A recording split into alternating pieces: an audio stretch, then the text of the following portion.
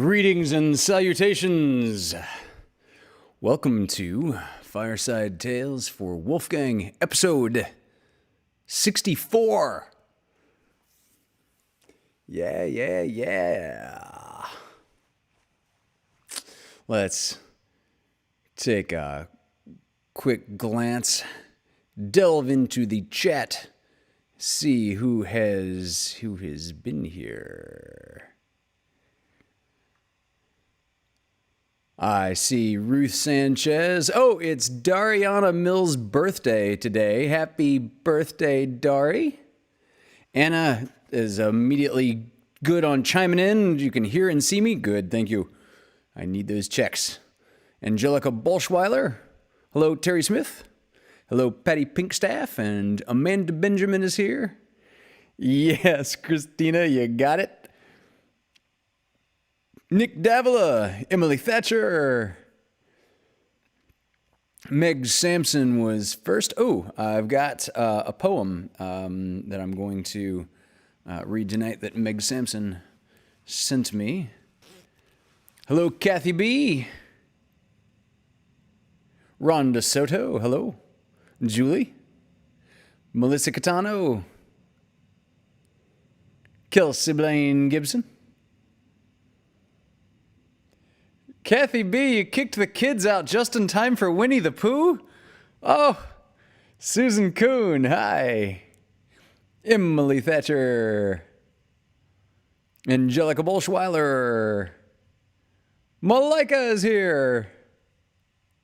My mom, Pam, is here, also wishing Daria a happy birthday. Sonia Kazarova is here. Hi, Sonia.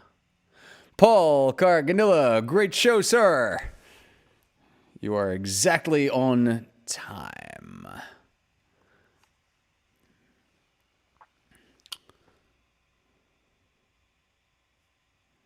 Scrolling. Hey, Craig Jackman.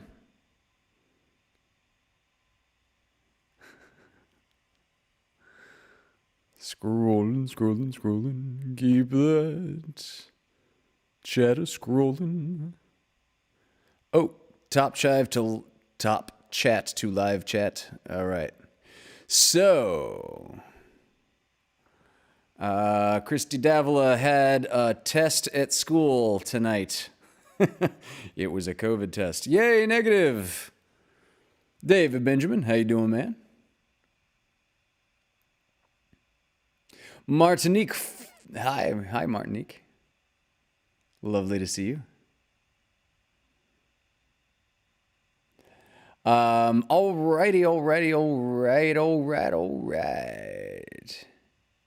So, I think I'm going to, I will, Dari, I will, when we get to the time and place, which is nigh on approaching.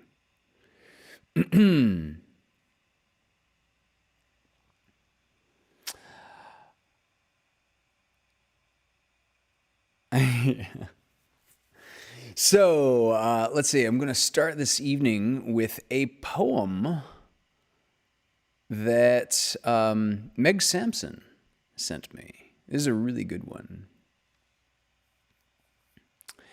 And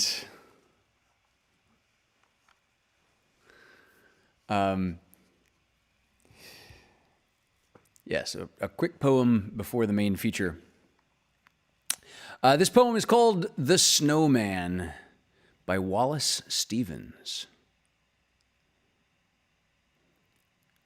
One must have a mind of winter to regard the frost in the boughs of the pine trees crusted with snow, and have been cold a long time to behold the junipers shagged with ice, the spruces rough in the distant glitter of the January sun, and not to think of any misery in the sound of the wind, in the sound of a few leaves, which is the sound of the land, full of the same wind that is blowing in the same bare place. For the listener who listens in the snow, and nothing himself, beholds nothing that is not there, and the nothing that is.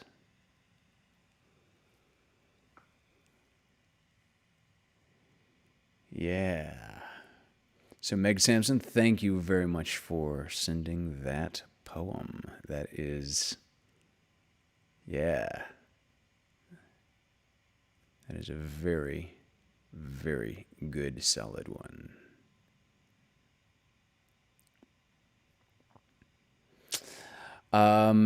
All right. So to move on to the main feature of tonight. Published in 1926 by A. Milne.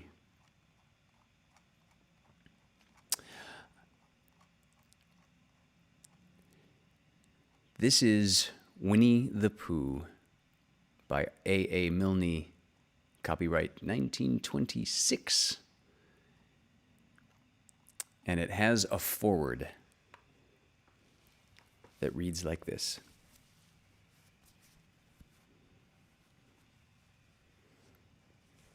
To her, hand in hand we come, Christopher Robin and I, to lay this book in your lap. Say you're surprised. Say you like it. Say it's just what you wanted, because it's yours. Because we love you.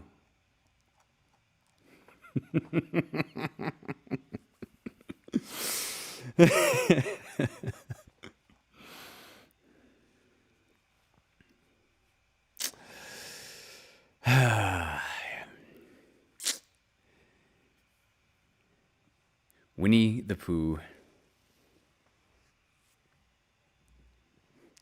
Introduction. If you happen to have read another book about Christopher Robin, you may remember that he once had a swan. Or the swan had Christopher Robin, I don't know which. And that he used to call this swan Pooh. That was a long time ago, and when we said goodbye, we took the name with us, as we didn't think the swan would want it anymore. Well, when Edward Bear said that he would like an exciting name all to himself, Christopher Robin said at once, without stopping to think, that he was Winnie the Pooh. And he was. So, as I have explained the Pooh part,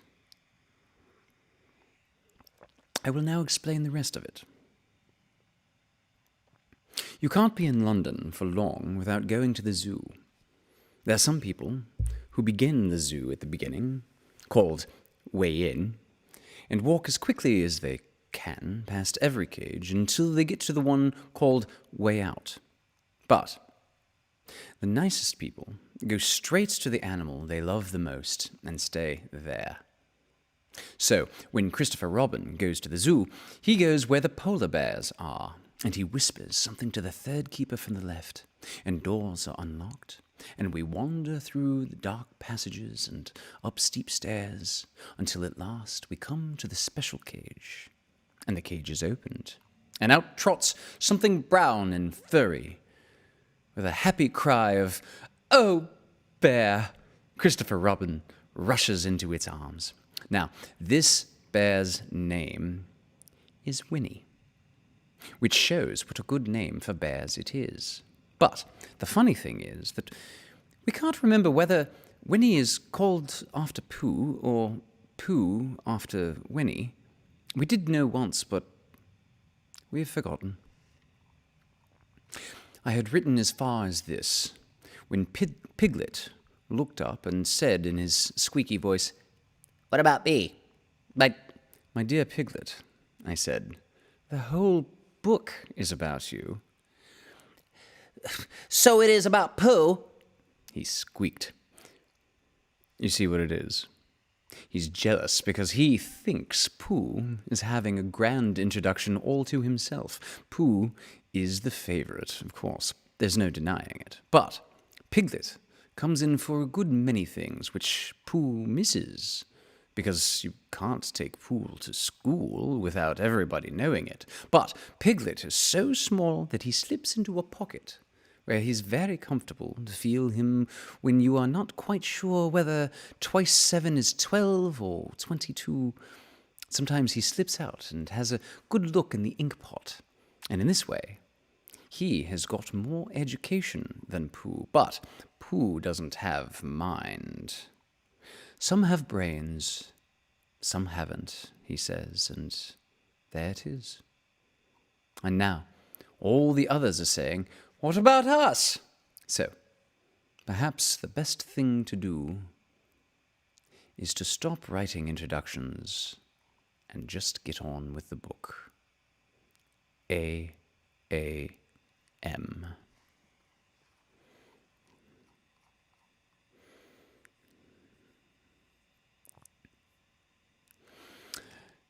So, there are a couple of things. Oh, we can barely... Oh, see you. Okay, as long as you can hear me. Thank you, Craig. So there are a couple of things, because Winnie the Pooh is illustrated with the most charming little hand-drawn illustrations.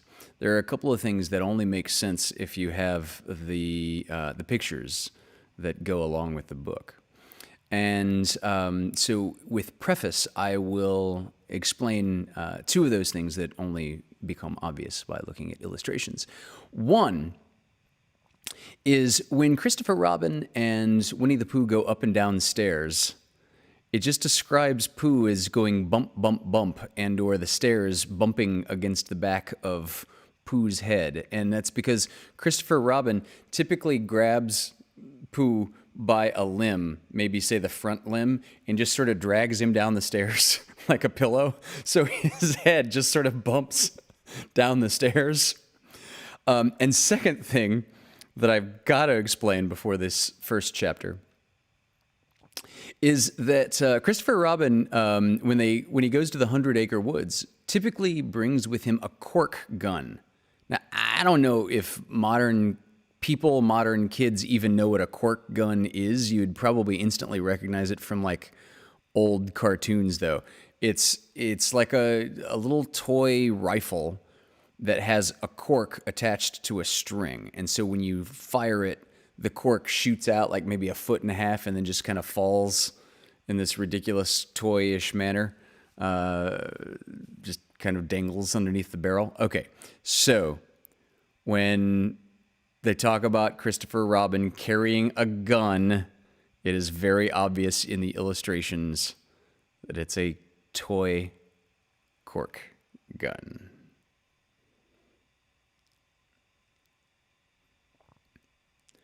Man, it seemed like there was another thing that I wanted to explain, and I just don't remember what that was. So, without further ado, oh, Terry, with the bear jokes are so funny.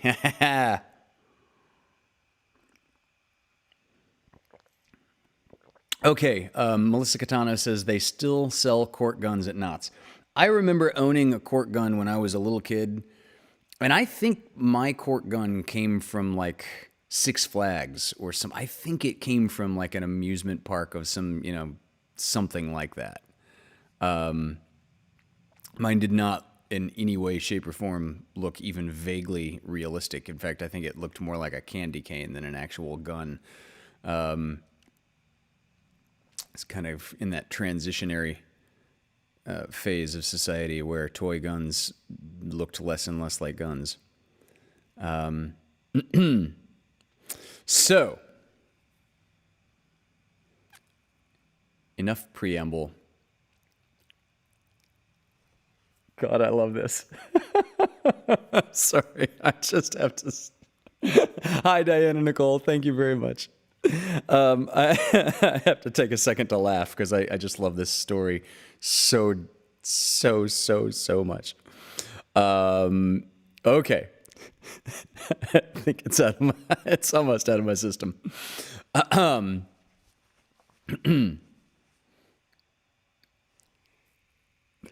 Published in 1926 by A. Milne, Winnie the Pooh, Chapter 1. In which we are introduced to Winnie the Pooh and some bees, and the stories begin. Here is Edward Bear, coming downstairs now, bump, bump, bump, on the back of his head, behind Christopher Robin. It is, as far as he knows, the only way of coming downstairs, but sometimes he feels that there really is another way, if only he could stop bumping for a moment and think of it. And then he feels that perhaps there isn't. Anyhow, here he is at the bottom and ready to be introduced to you. Winnie the Pooh. When I first heard his name, I said, just as you are going to say, but I thought he was a boy. So did I, said Christopher Robin. Then you can't call him Winnie. I don't, but you said.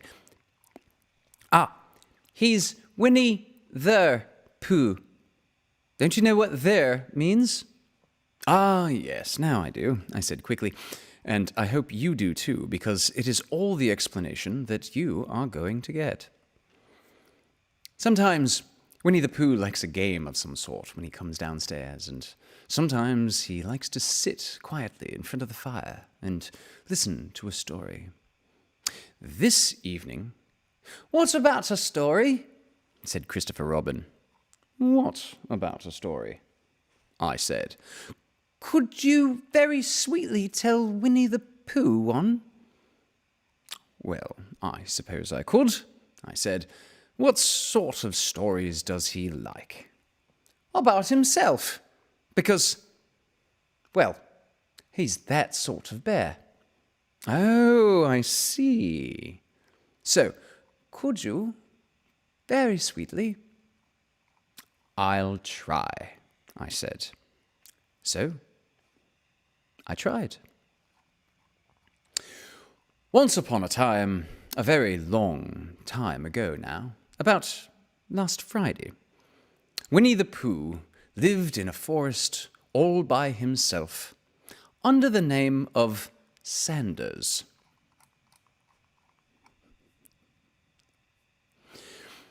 What does under the name mean? Asked Christopher Robin. It means that he had the name over the door in gold letters and lived under it. Winnie the Pooh wasn't quite sure, said Christopher Robin. Now I am, said a growly voice. Then I will go on, said I. One day, when he was out walking, he came to an open place in the middle of the forest, and in the middle of this place was a large oak tree, and from the top of the tree there came a loud buzzing noise. Winnie the Pooh sat down at the foot of the tree, put his head between his paws, and began to think. First of all, he said to himself, Well, that buzzing noise means something. You don't get a buzzing noise like that, just buzzing and buzzing without its meaning something. If there's a buzzing noise, somebody's making a buzzing noise, and the only reason I know for making a buzzing noise is because you're a bee. Then he thought another long time and said, And the only reason for being a bee that I know of is making honey. And then he got up and said, And the only reason for making honey is so as I can eat it. So he began to climb the tree. He climbed and he climbed and he climbed. As he climbed, he sang a little song to himself. It went like this. Isn't it funny how a bear likes honey? Buzz, buzz, buzz. I wonder why he does. And then he climbed a little further and a little further. And then just a little further. by that time, he had thought of another song. It's a very funny thought that if bears were bees, they'd build their nests at the bottom of trees. And that being so, if the bees were bears, we shouldn't have to climb up all these stairs. He was getting rather tired by this time. So, that is why he sang a complaining song. He was nearly there now, and if he just stood on that branch... Crack! "Oh, help!" said Pooh as he dropped 10 feet onto the branch below him. "If only I hadn't..." He said as he bounced 20 feet onto the next branch. You see, what I meant to do..." He explained as he turned head over heels and crashed onto another branch 30 feet below. "What I meant to do... Of course, it was rather..." he admitted as he slithered very quickly through the next 6 branches. "It all comes, I suppose," he decided, as he said goodbye to the last branch, spun round 3 times, and flew gracefully into a gorse bush. "It all comes of liking honey so much. Help!" He crawled out of the gorse bush, brushed the prickles from his nose, and began to think again. And the first person he thought of was Christopher Robin. "What? So, was that me?" said Christopher Robin in an awed voice, hardly daring to believe it. "That was you." Christopher Robin said nothing, but his eyes got larger and larger, and his face got pinker and pinker. So Winnie the Pooh went round to his friend Christopher Robin, who lived behind a green door in another part of the forest. "Good morning, Christopher Robin," he said. "Good morning, Winnie the Pooh," said you. "I wonder if you've got such a thing as a balloon about you." "A balloon?" "Yeah. I just said to myself, coming along, I wonder if Christopher Robin has such a thing as a balloon about him. I said it to myself, thinking of balloons and wondering." "What do you want a balloon for?" you said. Winnie the Pooh looked round to see that nobody was listening, but paw to his mouth and said in a deep whisper, "Honey." "But you don't get honey with balloons." "I do," said Pooh. Well, it just happened that you had been to a party the day before at the house of your friend Piglet, and you had balloons at the party. You had had a big green balloon, and one of Rabbit's relations had had a big blue one, and had left it behind, being really too young to go to a party at all. And so you had brought the green one and the blue one home with you. So, which would you like? You asked Pooh. He put his head between his paws and thought very carefully. "It's like this," he said. "When you go after honey with a balloon, the great thing is not to let the bees know you're coming. Now, if you have a green balloon, they might think you were only part of the tree and not notice you. And if you have a blue balloon, they might think you were only part of the sky and not notice you. And the question is, which is more likely?"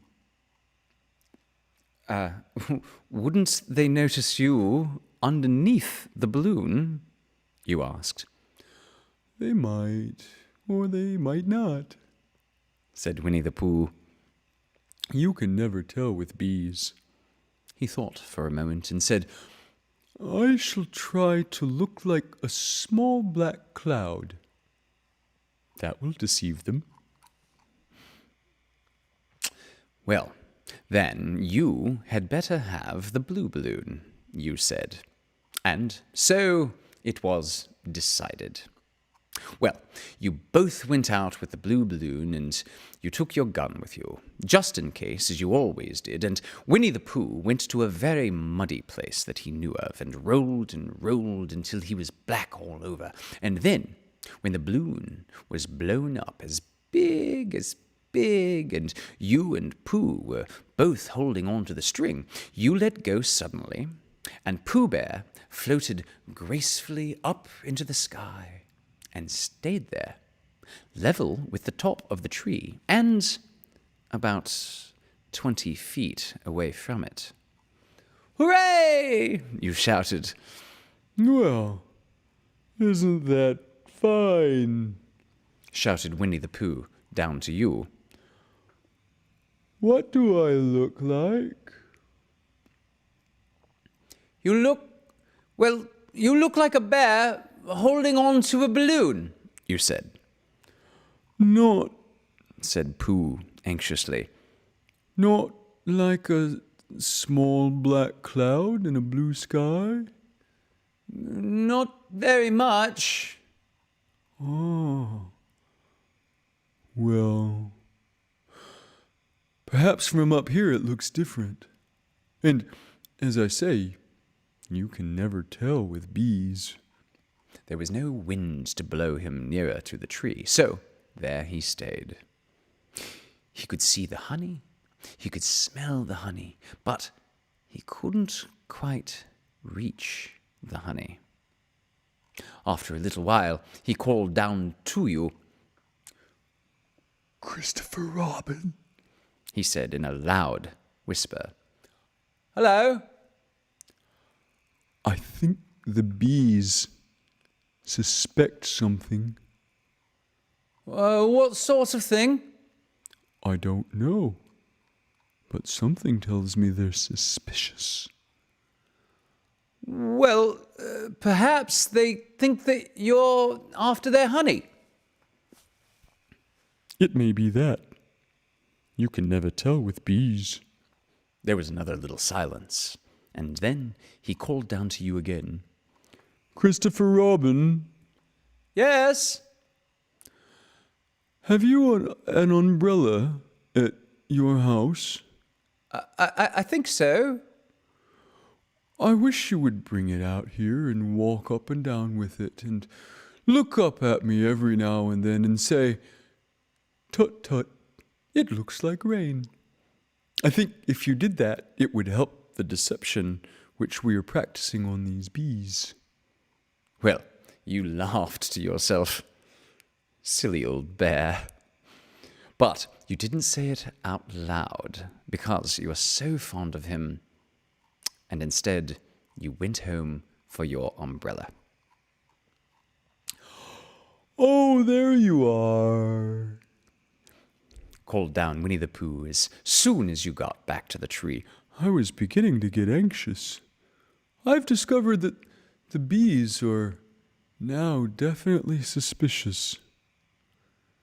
Shall I put my umbrella up? You said. Yes, but wait a moment. We must be practical. The important bee to deceive is the queen bee. Can you see which is the queen bee from down there? No. Oh, well, that's a pity. Well, now, if you walk up and down with your umbrella, saying, "Tut, tut, it looks like rain," I shall do what I can by singing a little cloud song, such as a cloud might sing. Go. So, while you walked up and down and wondered if it would rain, Winnie the Pooh sang this song. How sweet to be a cloud floating in the blue. Every little cloud always sings aloud. How sweet to be a cloud floating in the blue. It makes him very proud to be a little cloud. The bees were still buzzing as suspiciously as ever. Some of them, indeed, left their nests and flew all round the cloud as it began the second verse of this song, and one bee sat down on the nose of the cloud for a moment, and then got up again. Christopher, ow! Robin, called out the cloud. Yes? I've just been thinking, and I've come to a very important decision. These are the wrong sorts of bees. Are they? Quite the wrong sort. So, I should think they would make the wrong sort of honey. Wouldn't you? Would they? Yeah. So, I think I shall come down. How? Asked you. Winnie the Pooh hadn't thought about this. If he let go of the string, he would fall, bump, and he didn't like the idea of that. So he thought for a long time, and then he said, Christopher Robin, you must shoot the balloon with your gun. Have you got your gun? Well, of course I have, you said. But if I do that, it will spoil the balloon, you said. But if you don't, said Pooh, I shall have to let go, and that'll spoil me. Well, when he put it like this, you saw how it was, and you aimed very carefully at the balloon and fired. Ow! Said Pooh. Did I miss? You asked. You didn't miss, said Pooh. But you missed the balloon. I'm so sorry, you said, and you fired again. And this time you hit the balloon, and the air came slowly out, and Winnie the Pooh floated down to the ground. But his arms were so stiff from holding on to the string of the balloon all that time that they stayed up straight in the air for more than a week, and whenever a fly came and settled on his nose, he had to blow it off. And I think, but I'm not sure, that is why he was always called Pooh. Is that the end of the story? Asked Christopher Robin. Well, that's the end of that one. There are others. About Pooh and me. And Piglet and Rabbit and all of you. Don't you remember? I do remember. And then when I try to remember, I forget. That day when Pooh and Piglet tried to catch the heffalump. They didn't catch it, did they? No. Pooh couldn't because he hasn't any brain. Did I catch it? Well, that comes into the story. Christopher Robin nodded. I do remember, he said. Only Pooh doesn't very well. So that's why he likes having it told to him again, because then it's a real story and not just remembering. That's how I feel, I said. Christopher Robin gave a deep sigh, picking his bear up by the leg, and walked off to the door, trailing Pooh behind him. At the door, he turned and said, Are you coming while I have my bath? I might, I said. It didn't hurt him when I shot him, did it? Not a bit. He nodded and went out, and in a moment I heard Winnie the Pooh bump, bump, bump, going up the stairs behind him.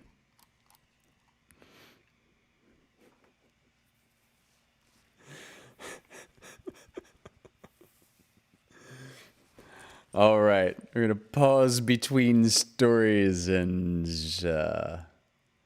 look back through the chat. I love that. So the first one is the longest one. I'm going to do at least one more short one this evening for you all. Oh, Liz is here. Hi, Liz. Hi. Yeah, yay.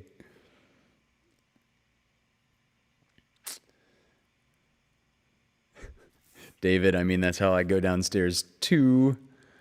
Oh, yeah.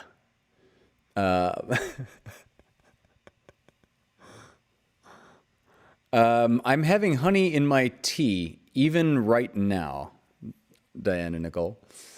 I do love honey, yes. That is honey and almond butter.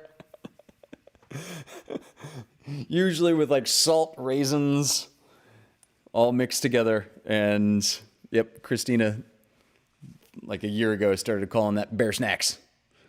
The original Christopher Robin was one of the original bootstrappers? Are you making that up? I think he's making that up.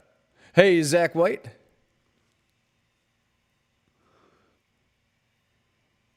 Wow. John Walmsley was a bootstrapper and a dormouse. He was the original voice of animated Christopher Robin. Okay, that makes more sense. Wow, that's really neat. Oh no, Diana Nicole, wait till you get to my Eeyore. He'll sound, yeah. Obviously, I'm doing an original take on the voices. They will not be copying the any animated things that you are familiar with. The only one that I'm trying to come near to is the narrator, because I don't know. In my mind, A.A. Milne sounds kind of like a male version of Mary Poppins. So, and then it only makes sense that Christopher Robin has a smaller voice of the same regionalism, the same accent. Hello, Charity Swanson. Thank you, Zachary White. Pause between stories, yes. No, Emily Thatcher, I have not seen Goodbye Christopher Robin. She says it's a great movie about A.A. Milne. I don't think I've ever heard of that. That is awesome. Huh. Ruth Sanchez was Kenga in her college production of The 100 Acre Wood. That's adorable. Wow. David Benjamin, if you want a Winnie the Pooh inspired drink, cream soda, honey vodka, and a dash of lavender syrup. Delicious.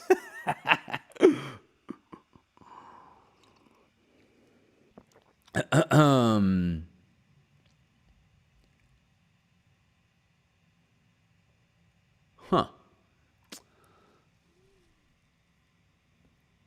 Yeah, I'm looking forward to when we get to Eeyore. I can't do too much practice on that, otherwise I'll get depressed. Okay, so, all joking aside, let's go on to chapter 2, or story number 2.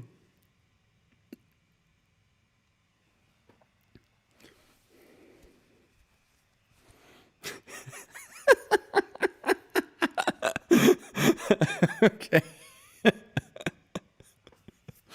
All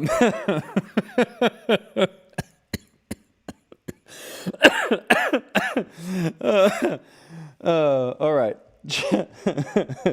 gotta get the giggles out. This is all just so cute.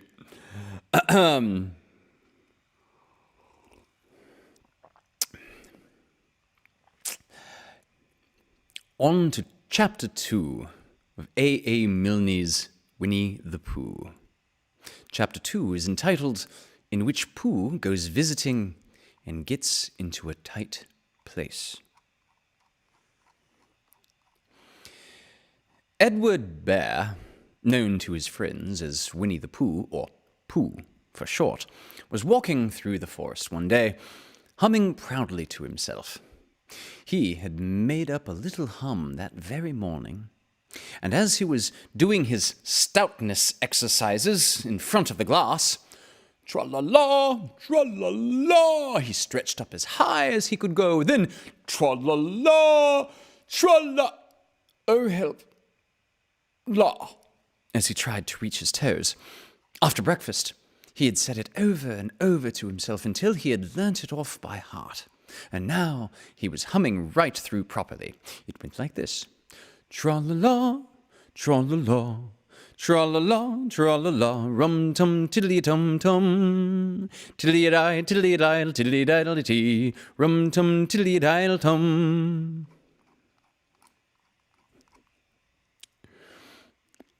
Well, he was humming this hum to himself and walking along gaily, wondering what everybody else was doing and what it felt like being somebody else, when suddenly he came to a sandy bank, and in the bank was a large hole.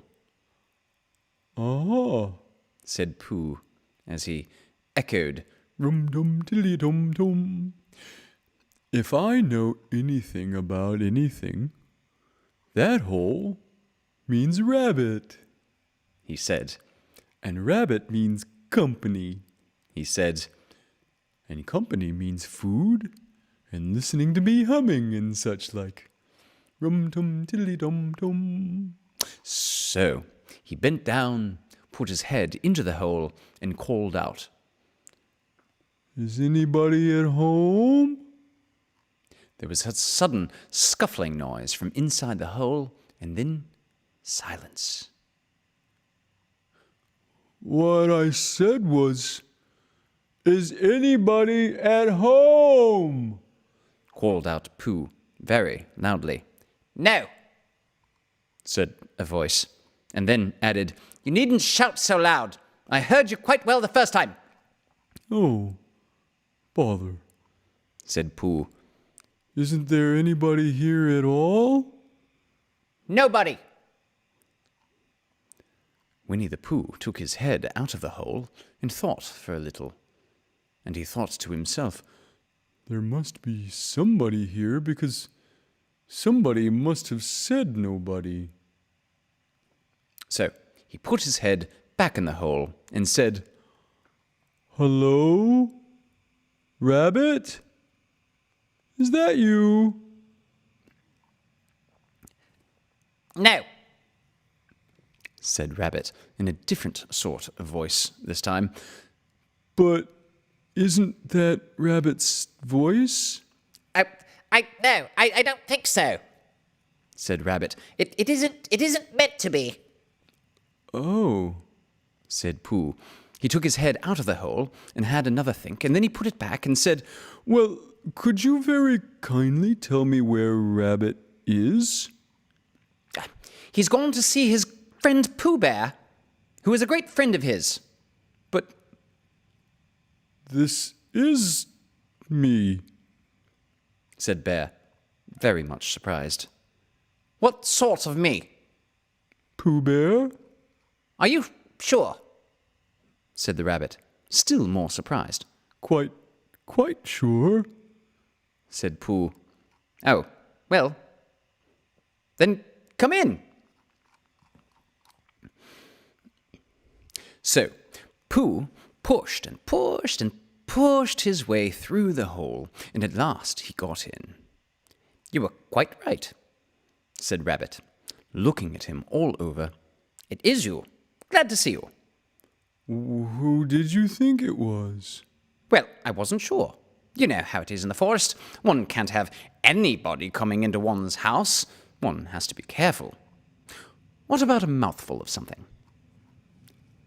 Pooh always liked a little something at 11 o'clock in the morning, and he was very glad to see Rabbit getting out the plates and mugs, and when Rabbit said, Honey or condensed milk with your bread?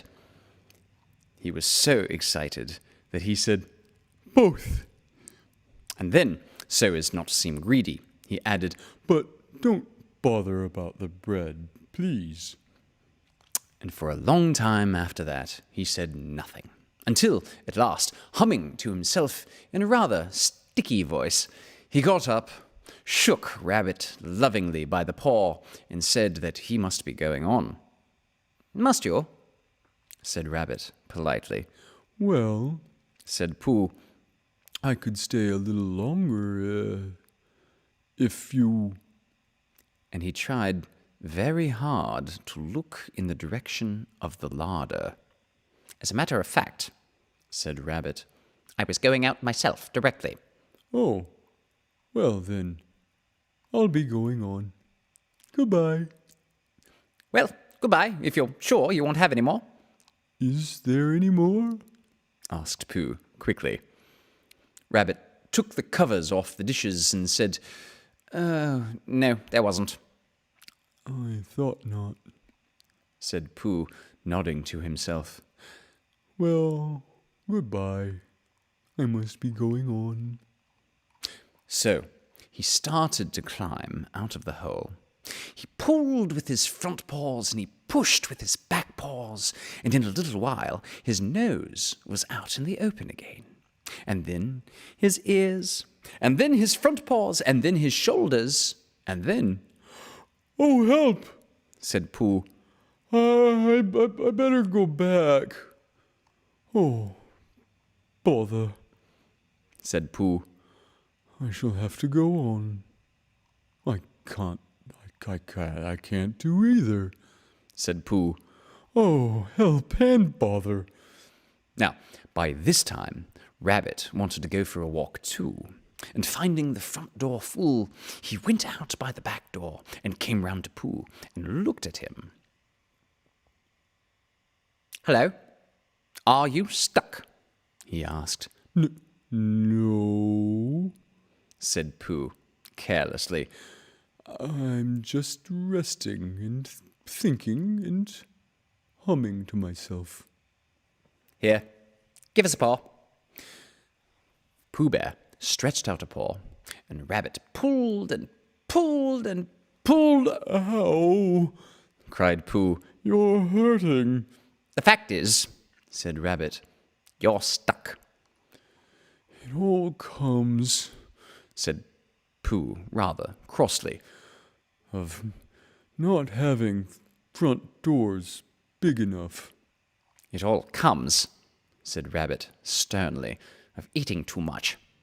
I thought at the time, said Rabbit, only I didn't like to say anything, said Rabbit, that one of us was eating too much, said Rabbit.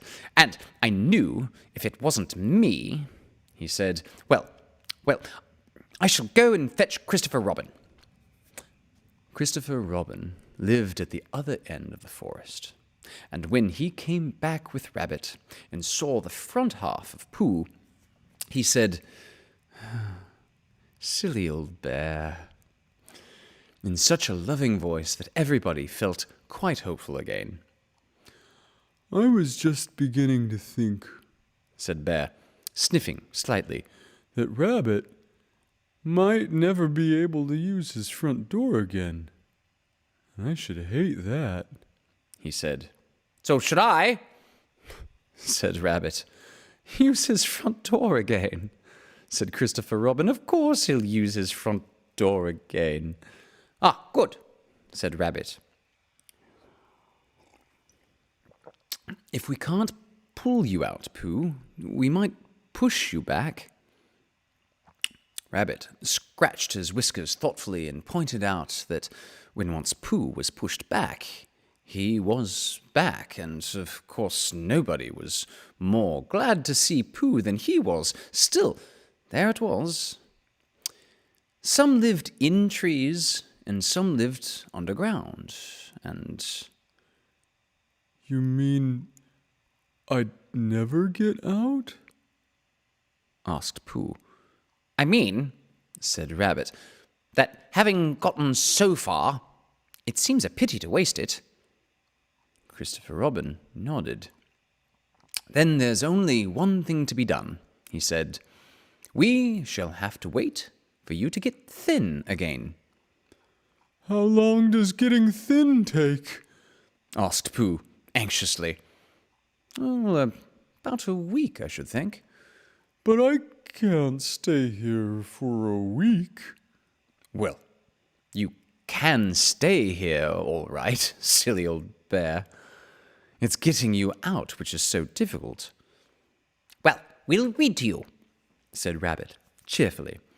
and I hope it won't snow, He added, and I say, old fellow, You're taking up a good deal of room in my house. Do you mind if I use your back legs as a towel horse? Because, I mean, there they are, doing nothing, and it would be very convenient just to hang the towels on them. A week? said Pooh gloomily. What about meals? I'm afraid no meals, said Christopher Robin, because of getting thin quicker. But we will read to you. Bear began to sigh, and then found he couldn't because he was so tightly stuck, and a tear rolled down his eye as he said, Then would you read a sustaining book, such as would help and comfort a wedged bear in great tightness? So, for a week, Christopher Robin read that sort of book at the north end of Pooh, and Rabbit hung his washing on the south end. And in between, Bear felt himself getting slenderer and slenderer. And at the end of the week, Christopher Robin said, Now. So he took hold of Pooh's front paws, and Rabbit took hold of Christopher Robin, and all Rabbit's friends and relations took hold of Rabbit, and they all pulled together, and for a long time Pooh only said, Ow! And oh! And then all of a sudden he said, Pop! Just as if a cork were coming out of a bottle. And Christopher Robin and Rabbit and all of Rabbit's friends and relations went head over heels backward, and on top of them came Winnie the Pooh, free. So, with a nod of thanks to his friends, he went on with his walk through the forest, humming proudly to himself. But Christopher Robin looked after him lovingly and said to himself, Silly old bear.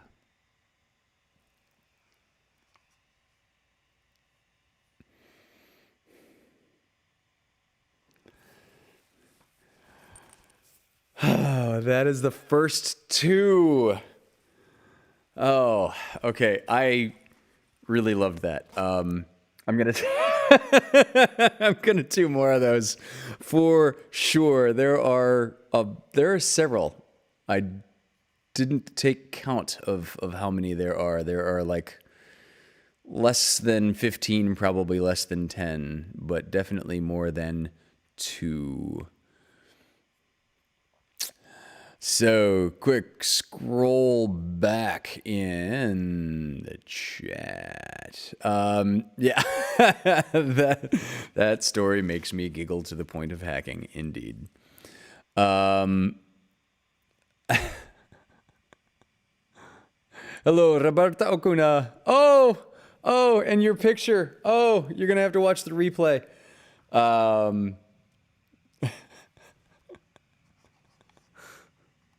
Let's see, scrolling down.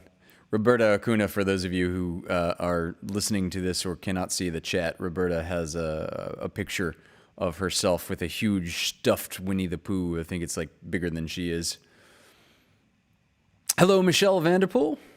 Hello, Charity Swanson.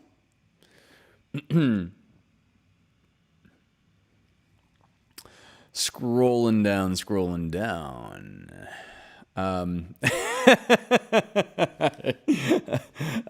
Christina said, I like that Rabbit is John Cleese. That's funny because that is kind of close to, one of the voices John Cleese does, now that I think about it. I hadn't actually thought about it that way. Melissa Catano, yes, Rabbit sounds like my Scrooge because I put them from the same, being from the same locale. And, yeah, very, very close. I'm glad you all like the bear costume. Let's see. Live action Winnie the Pooh show with actors in big costumes at Disneyland. Wow, I don't remember that either. She said Christina is going on. It was on in the 80s. I was really little. It might even have been before my time, and I was watching reruns.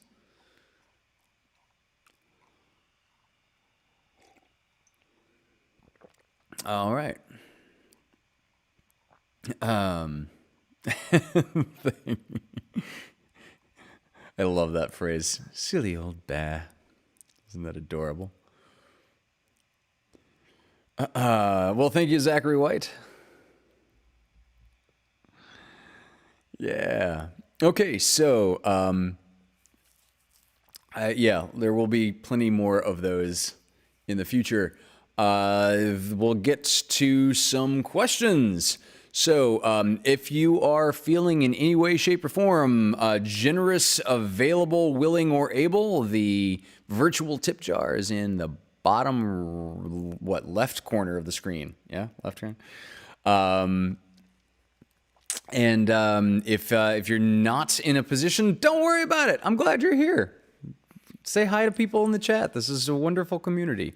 So next are questions, interesting questions that have been submitted to the email address in the other corner of the screen, askhunteranything@gmail.com.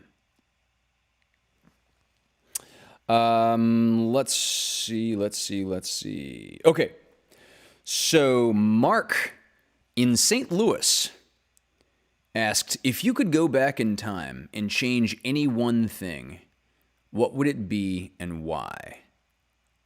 That's a thought-provoking question, Mark in St. Louis. I mean, it seems like off the top of my head, most people would say something like, oh, I'd go back and like stop Hitler or something like that. If given the scope of the question, though, if I could just go back in time as far as I wanted, I'm tempted to say I would stop the Library of Alexandria from burning down. That would have, or I would at least back up the information in it. Either one would be fine. So the Library of Alexandria, I think I mentioned the Library of Alexandria on the show before for some reason. The Library of Alexandria was this huge library in Egypt. Alexandria. Yeah, Egypt. So North Africa and a port city. And it was kind of like this repository for world knowledge. I mean, Ptolemy was really Gestapo about gathering knowledge in any way, shape, or form that he could find it. In fact, because it was a port city, he was able to put this law in place where anyone with any printed materials, be they books or scrolls or letters, I mean, anything that was written down was immediately to be confiscated by the government. They then had scribes recopy whatever it was that you had in print. And they were so kind, if you were to wait around long enough, as to give you back the copies and keep the original. You can't say that it was really ethical, but damn, when that thing burned, some historians, and I have no idea how people come to this sort of number, some historians have put that one event alone as putting back the entire human species approximately 1,000 years in progress. I mean, we will never even know, we will never even have a guess as to how much knowledge, information, and just sort of acquired multicultural learning was lost in that fire, or in those fires. It probably actually burned down in on multiple occasions. Like one occasion, probably it burned like a third of it or 2/3 of it, partly rebuilt, and then on another occasion, So it was probably actually burned on 2 or 3 different occasions. But yeah, off the top of my head, I'd prevent the Library of Alexandria from being burned, or at least from the information from being lost. Let's see. Julia in Cape Girardeau. Well, got a couple of Missourians watching. Julia asked, if you could share a nice long meal with any 4 persons, living or dead, who would they be? Julia in Cape Girardeau. Okay. So good question, Julia. I've entertained versions of this before on this show, where it's a gathering or whatever, and the number is almost arbitrary, but you specified 4 persons. Now, I'm just going to go out on a limb here and guess that language isn't going to be a barrier.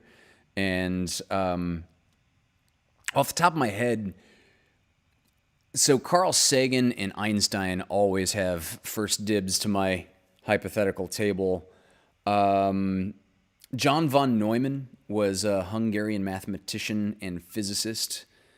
He would be up there really high. But recently I've kind of been sort of subdividing this type of question in my head into other categories of answers. So like 3 people that I would love to talk to, I would love to like get to know on a regular basis. You know, if you could have like an hour-long Zoom session with them once a week or something like that, I would say 3 of those folks would be Alan Turing, Isaac Newton, and Nikola Tesla. And I want to put that in a different category as opposed to inviting them to the one meal, because all 3 of those cats I could quite easily see them just sort of quietly eating and not actually saying anything or socially interacting in any way, and kind of like wishing that they weren't there the entire time. So it's like I would love to have an exchange with them. I just don't think a social setting like a meal would be a very productive place. So I'm kind of considering that. And I got a third category that just occurred to me in a conversation very recently. And that third category, like if I could have a few more people, like more than 4 at this table, I would immediately expand this. And Christina Beelan got one of these 2. If I could have more than 4, I would immediately expand this, the invites to Mary Shelley and Percy Shelley. Because, so they were a married couple, right? Mary Shelley is, of course, the one who wrote Frankenstein. Percy Shelley is a literary great, incredible poet. And they were married and madly in love. And he was significantly older than her, and he died very tragically, very unexpectedly. He drowned. And I would invite the 2 of them just so they could have another couple of hours together. And I would not even obligate them to have to sit at the table with us, or if they wanted to sit somewhere else or just in another room altogether. So I've kind of added a third type of category to my answer, as people that I would invite to this hypothetical gathering just so that they could have a little more time together.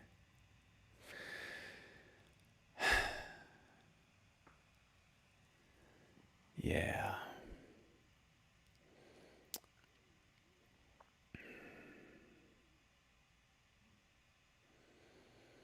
All right. I think I'm going to cut it off there.